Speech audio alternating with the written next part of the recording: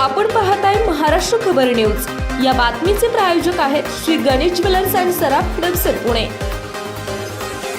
नमस्कार, मी सुद्धा महाराष्ट्र खबर न्यूज मध्ये आपल्या सगळ्यांचं स्वागत। देशातील रस्ते अपघातांचे प्रमाण कमी करण्यासाठी आणि वाहतुकीच्या शिस्तीत सुधारणा करण्यासाठी केंद्र सरकार आता कठोर पावले उचलत आहे। केंद्रीय रस्ते वाहतूक आणि महामार्ग मंत्री नितीन गडकरी यांनी लवकरच ग्रेड आधारित ड्रायव्हिंग लायसन्स सिस्टीम लागू करण्याची घोषणा केली आहे। या नव्या नियमांमुळे आता वाहन चालकांना केवळ आर्थिक दंड भरून सुटका करून घेता येणार नाही, तर त्यांच्या ड्रायव्हिंग लायसन्सवरही गदा येऊ शकते। यातून चालकांना शिस्त लावण्याचा सरकारचा प्रयत्न आहे। या नव्या प्रणालीमध्ये प्रत्येक वाहन चालकाचे ड्रायव्हिंग लायसन्स हे एका रिपोर्ट कार्ड प्रमाणे काम करेल। जेव्हा एखादा चालक वाहतुकीचे नियम मोडेल तेव्हा त्याच्या लायसन्सवरील ठराविक गुण पॉइंट्स कापले जातील।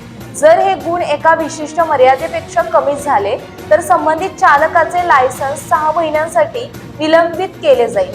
हा त्या चालकासाठी दणका असेल, त्याला गाडी चालवता येणार नाही, शिवाय पुढील प्रक्रियेतून त्याला जावं लागणार।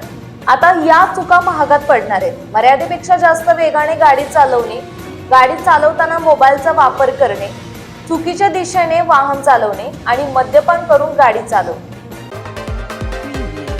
आपण पाहताय महाराष्ट्र खबर न्यूज। या बातमीचे प्रायोजक आहेत Shri Ganesh jewellers and Saraf Hadapsar Pune.